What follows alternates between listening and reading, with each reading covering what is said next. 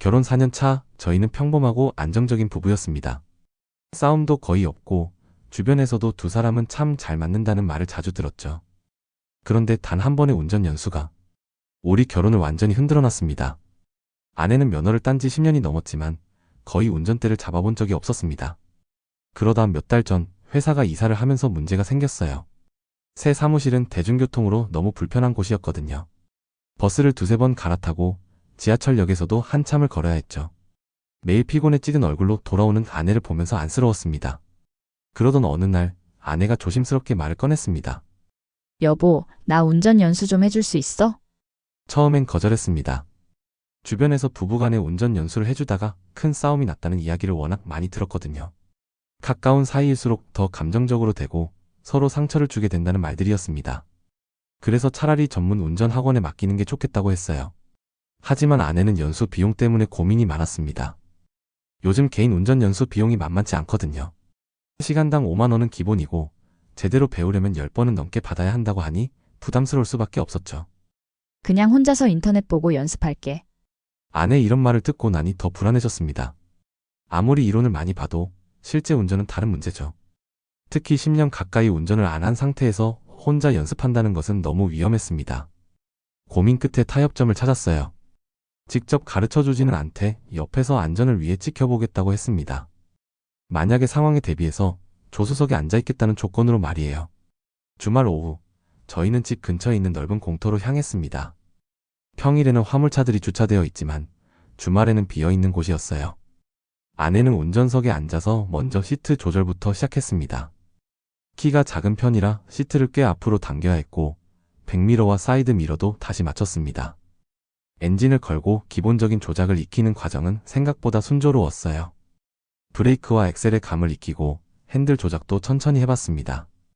공터 안에서 팔자 운전을 하고 후진도 연습했어요. 아내가 생각보다 잘해주니 저도 안심이 되었습니다. 1시간 정도 연습을 한 후 아내가 말했습니다. 이제 실제 도로에서도 한번 해볼 수 있을 것 같아. 저는 조금 망설였지만 공터에서의 연습이 나쁘지 않았기에 동의했습니다. 다만 처음에는 차량 통행이 적은 이면 도로부터 시작하기로 했어요. 공터에서 나와 바로 연결된 이면 도로는 왕복 2차선의 한적한 길이었습니다. 아내는 조심스럽게 도로로 차를 진입시켰고 저는 조수석에서 상황을 지켜봤습니다.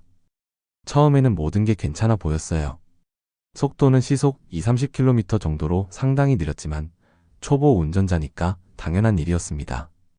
오히려 안전 운전을 하고 있다고 생각했죠. 하지만 10분 정도 지나면서 문제가 보이기 시작했습니다.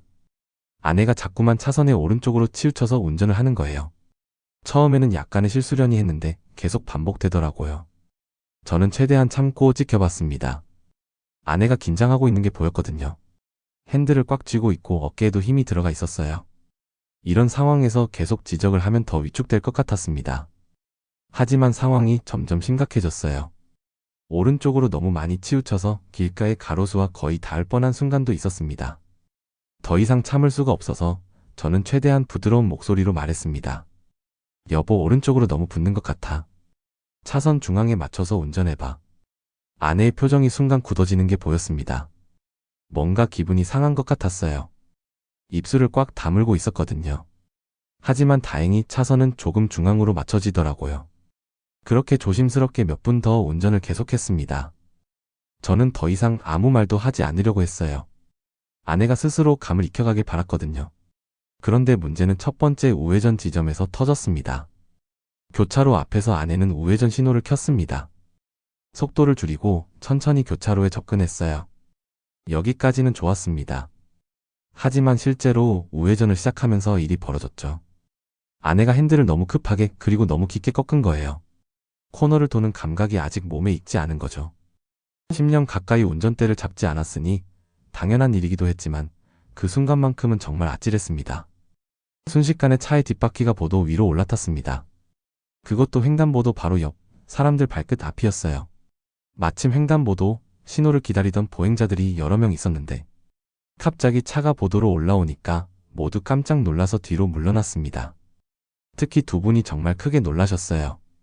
한 분은 비명을 지르셨고 다른 분은 급하게 뒤로 몇 걸음 물러나시면서 화난 표정을 지으셨습니다. 당연한 반응이었죠. 아내는 당황한 표정으로 브레이크를 밟아 차를 세웠습니다. 타이어가 멈추는 소리와 함께 짧은 정적이 흘렀죠. 저는 숨을 고르며 조심스럽게 말했습니다.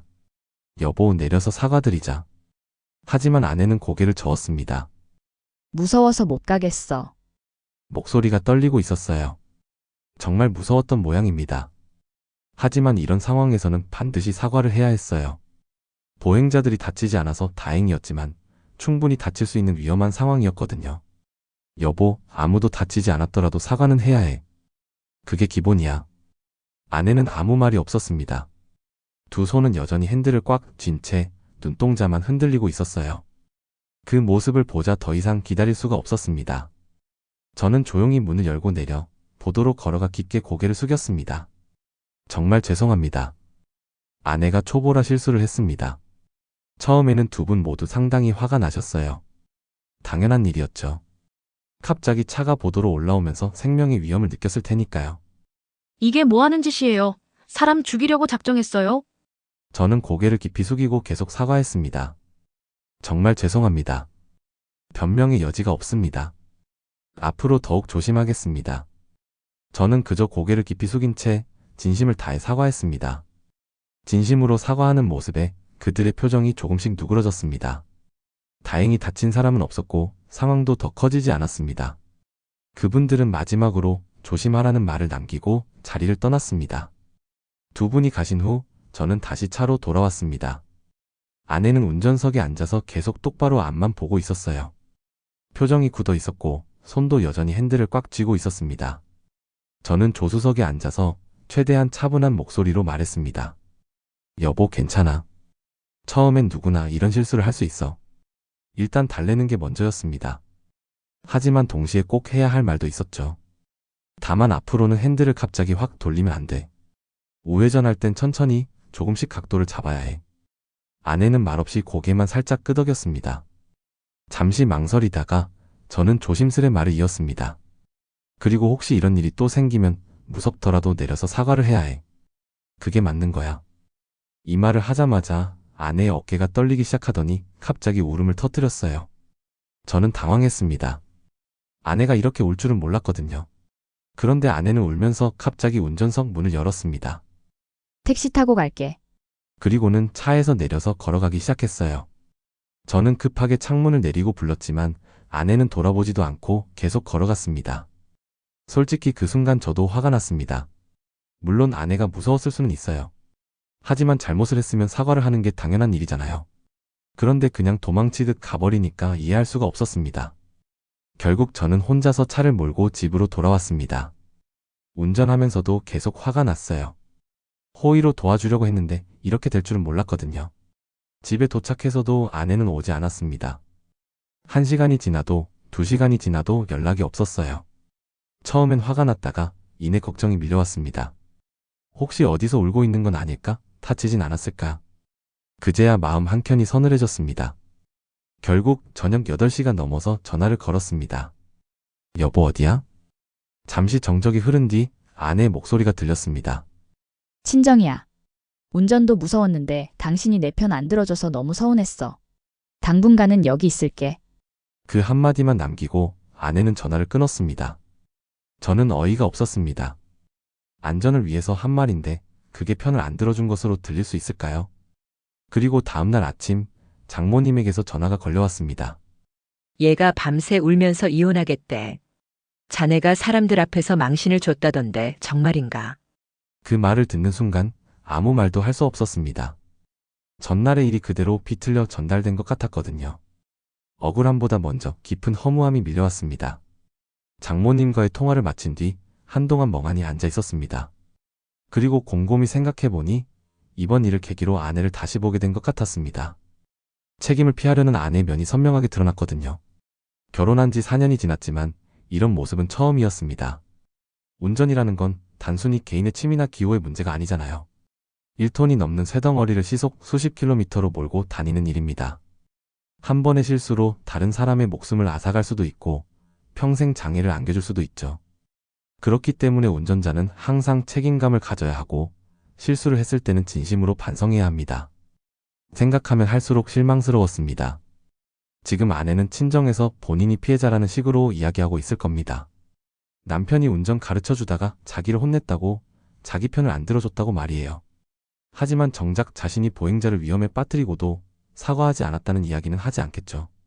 저는 마음을 정했습니다.